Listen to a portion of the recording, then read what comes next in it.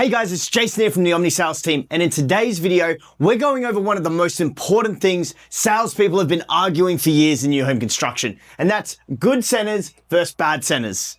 Now, in my opinion, it doesn't matter what center you work in. You work in a good center, which we class as a lot of traffic, or you work in a bad center. You can make sales from either. And in today's video, we want to break down how to make sales in each center and how to best optimize your time in each center. Because if you do the same things you do in a busy center and a slow center, you're not going to win. But if you do the same things you do in a slow center and a busy center, you're just throwing away leads. So in today's video, we really want to break down each of the steps. So when you go back into your displays, whether you think it's a good center or a bad center, or a fast center or a slow center, you're going to have more clarity on what to do. So the number one thing we want to talk about is pros versus cons of each. So we're going to start with busy centers. Obviously, the pros of a busy center, and I want you to write this down, guys. So write down each one so you guys can keep a track and see if this aligns with what your center is or not. We're going to start with lots of leads. So the first thing that signifies a good center versus a bad is you get lots of walk-in traffic. Now, a lot of people who get a lot of walk-in traffic, they can take advantage of that, and it can feel like you have an advantage over your competitors or over your colleagues, because when you're getting a lot of leads, you have a lot of people to sell to. The more people you have to sell to, the less you're worried about each sale.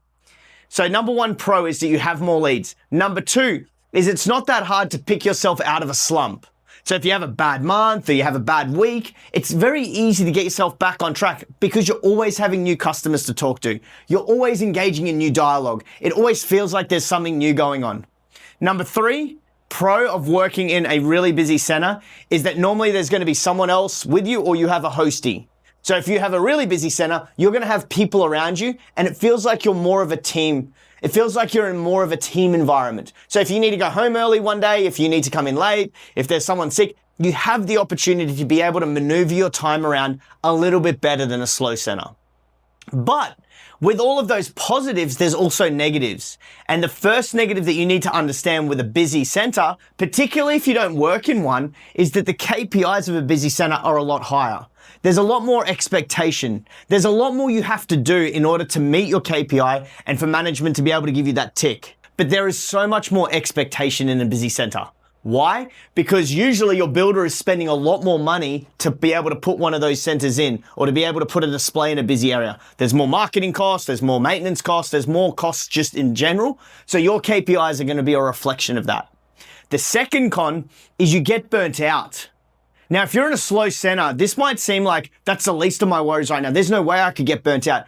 You got to understand, if you're dealing with 40 people a day or 40 people a week, that's a lot of conversations you're having, and it's a lot of quotes, it's a lot of walkthroughs, it's a lot of meetings you're needing to have to be able to service the clients in the same way. So the second con is that you get burnt out really easily. And the third one is it's actually a lot harder. Believe it or not, it's a lot harder to service clients in a good center. It's so much harder. Like, I'll tell you a story. One of my great friends, she started in the industry. I gave her a little bit of training. And I remember chatting to her one day and she goes, I just feel like I'm a better salesperson than you, Jason. The conversations I have with clients seem to be more genuine. I get to have more conversations. I'm having people in the chair for longer. And then she came to work at the display I was working at where we were having high leads. And she just realized like that. She went, oh my God, like you can't physically have the same conversations. Otherwise you're just watching leads walk out that door. Like you're bleeding leads by having these 2-hour long conversations with one client. So when you work in a busy center, the con is that you burn through a lot of leads and you've got to do a lot more work to service the leads the same way.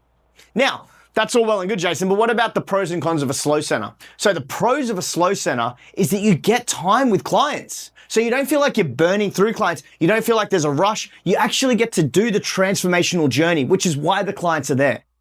So in a busy center, I have to really be mindful of my time. In a slow center, I really get to nurture that client. I get to bring that client out. I get more retention. My conversion rate should be a lot higher. So what you need to understand with a slow center, guys, is one of the other pros is you do technically less work to get the same amount of deals. Because instead of servicing 20 people, I'm only servicing 5, but I'm probably going to get 4 of those 5 rather than having 20 and only getting 5 of those 20. So you get a similar number or you get a similar outcome in a slower center generally. Now, if you're an absolute weapon, if you're just a If you're a salesperson who wants to just go nuclear, then yeah, the busy center, you can just work your ring out for 24 hours a day and make great sales. And that's what most people that have really dominated the industry have done. But when you're in a slower center, you get to be able to work with clients. So that's the second thing. The third thing is the pressures and expectations aren't so hard or so critical. You have more room for error. You have more room for improvement. It's a great center if you're starting out. Slow centers are amazing because you get the time to spend with clients. You get the time to be able to take them through the process, to be able to learn. If there's something you don't know, you can go get an answer rather than feeling like there's 50 people you don't know stuff for. So slow centers become a great learning experience. Now, the cons of a slow center, obviously, is you just don't have as many people to talk to. So if you burn a lead, that's like going to hit your conversion rate pretty hard. Where if you're in a really busy center and burn a lead, it's a little bit more forgiving. The second thing is that in a slow center, you can get into a slump and it's hard to get out of that slump sometimes. You have a couple of bad months in a row and you're only dealing with 4 clients in the next month. You're kind of like, damn, like, I feel like this is never going to end. So in a busy center, you get to pop out of that hump a lot quicker. In a slow center, you feel like you're in the valley for a lot longer. So if that's the case, you need to work on tricks and ways to change your mindset to be able to get out of that quicker. The third con of a slow center is sometimes you feel like you're just being left out. Like you have management, you have the estimating, drafting, everyone, all marketing are going to the busy centers because that's where all the money's being made. And you feel like sometimes you're left out. So you feel like it might be a little harder for you to be able to get stuff sometimes. So they're the pros and cons with the slow center versus busy center. The thing to remember is a busy center, you get a lot more leads walking through the door, but you're getting burnt out. You're working through a lot more work to be able to convert the same amount of clients. Now, why do I say that? Because you guys obviously know management are looking at how many people are walking in versus how many people you're putting in your CRM. So if you have 100 people walk through the door that week, you're only putting 20 people in. They're like, what happened to the other 80? So it forces you to do more work to be able to enter all those leads, to be able to give all those clients little bits of information so that you're updating your CRMs, you're updating clients. But what happens is you tend to not be able to do as much work for each client. So that's where the con comes in. The pro of being in the slow center is because you're only dealing with 4 or 6 clients a week, you're getting to spend time, you're getting to develop that client, you're getting to nurture, and you're getting to get that client to the best state to buy. So let's say the KPI for both, at the busy center it's 6, at the slow center it's 4. I mean, those sales really aren't that different, but to get 6 sales in the busy center, you're either bleeding hundreds of leads or you're just doing so much work to be able to convert those. So I really want you to think about that. If you're in a busy center, you feel like you've hit the jackpot. And in a way you have. But if you're in a slow center, understand that you have tremendous value. When we get into the next section, which is how to take advantage of each, you're going to see the advantages you have in the slow center. Because there are some great advantages you have. And at the end, you're actually going to understand when we talk about the apple tree mentality, the goal actually is to end up in a slow center. It's actually to end up leaving displays altogether, but the goal is to end up in a slow center because you have a lot more time. You have a lot more ability to be able to maneuver your day and be able to organize your day better. So that's the pros and cons. The second is how to take advantage of each center. So if we're looking at a slow center, we'll start with the slow center this time. How do you take advantage of that center? The first thing that you do is you need to understand that you have so much more time than a busy center. You have time to go to land agents. You have time to sit with clients. You have time to do work. You have time to get answers. You have time that's coming out of your ears. You can just do anything. Because in a slow center, you just don't have people walking through the door, disrupting your concentration, disrupting your workflow, and then having to get you back on track. Like there's a crazy psychological thing that happens to us. When we're in deep work, if we have a 30-second conversation that takes us out, or a few seconds, that takes us out of that deep work, it takes 45 minutes to get back in. So one of the biggest struggles I had with a busy center is I would be like, deep work, say I got to work at 8:30, display opens at 10, deep work, and as soon as 10:05 hit and my first lead walked in, it snaps me out of that. Then every time I try to get back into that, I was always struggling because I didn't have 45 minutes between the next client walking in. So I'd get slightly back into the work mode and boom, another client. And then another client, and then another client. And it was really hard to stay focused to be able to get the work done you needed to get done.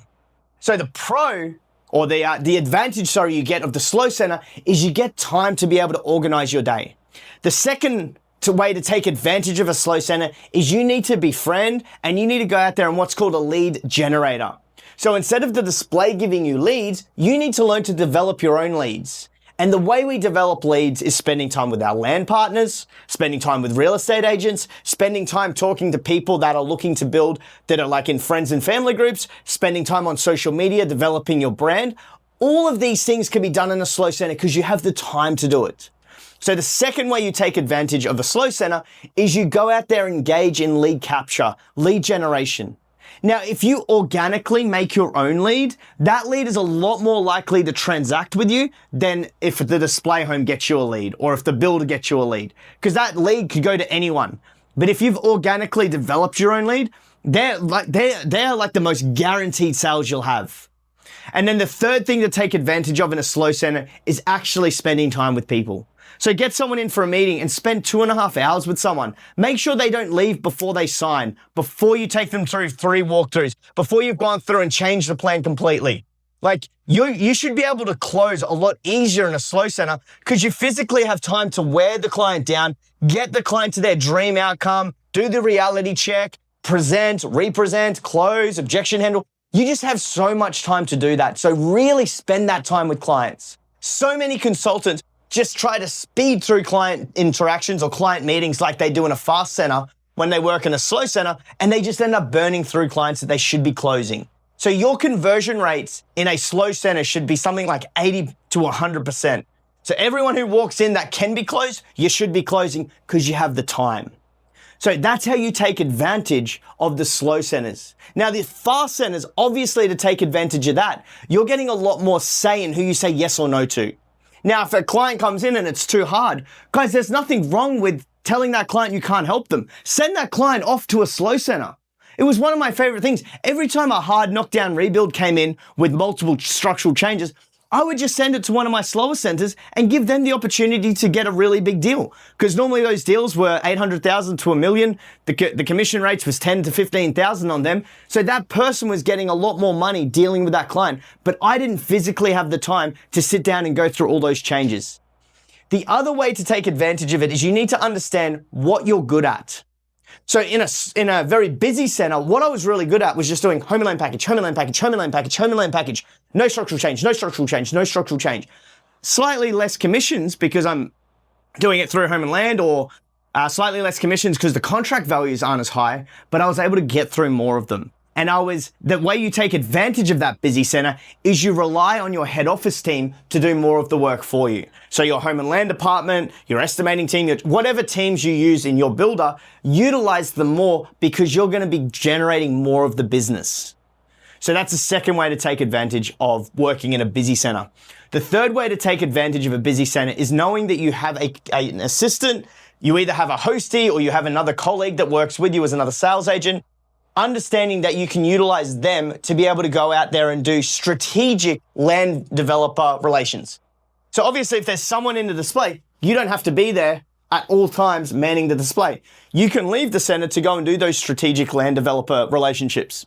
Now, you obviously know which estates you're selling the most in. So if you're selling a lot in one estate, go and see that land agent. Go and take him a bottle of wine. Thank him for always treating your clients well. You're always getting good feedback. So I don't care what it is.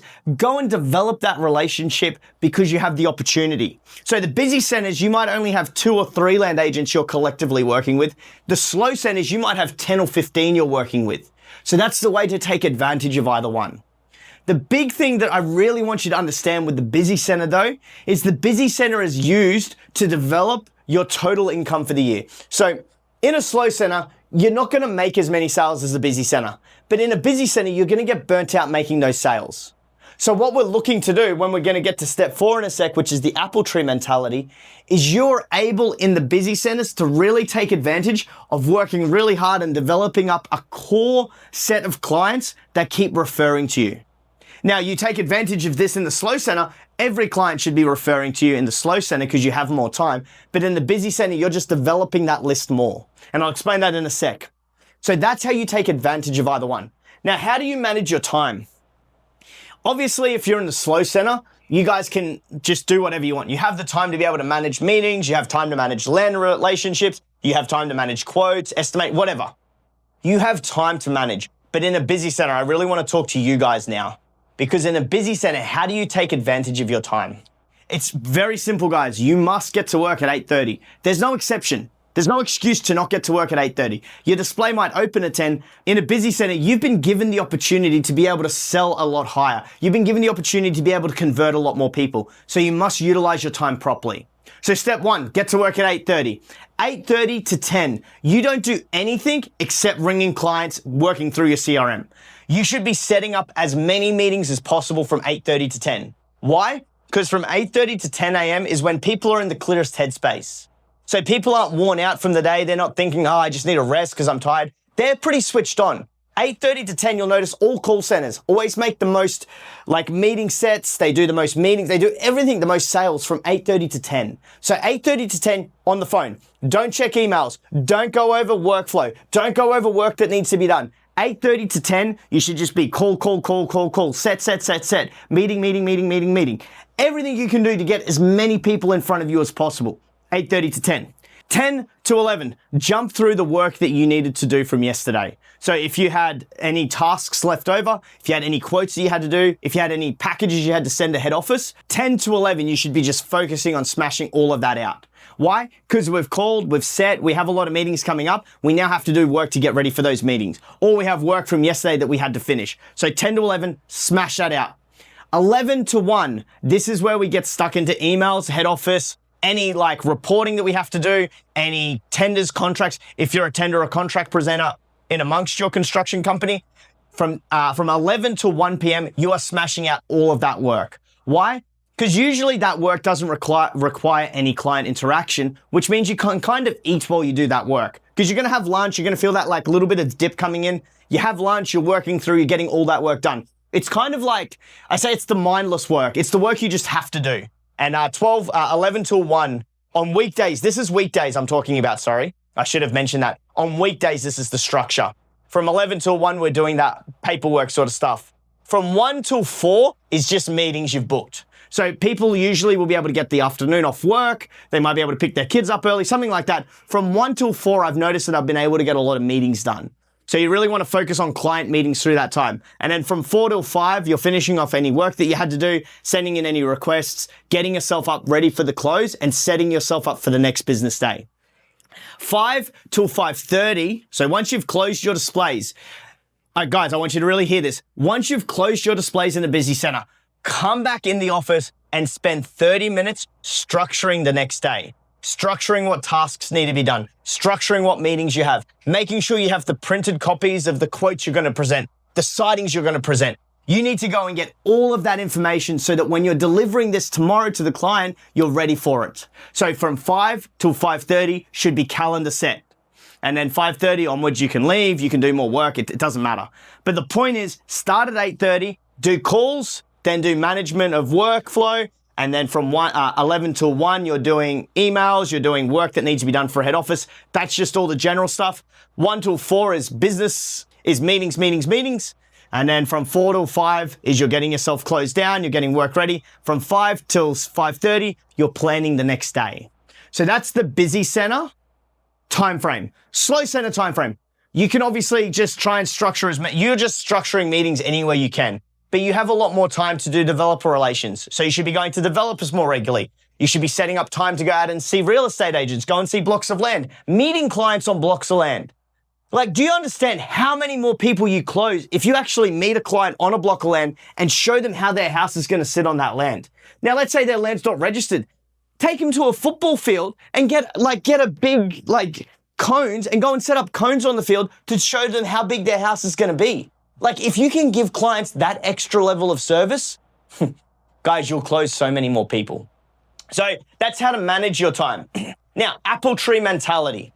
What is the apple tree mentality? The apple tree mentality is simple. We are going to plant seeds and nurture them all the way until they're fully grown trees. And then those trees are going to give us fruits for the rest of our life.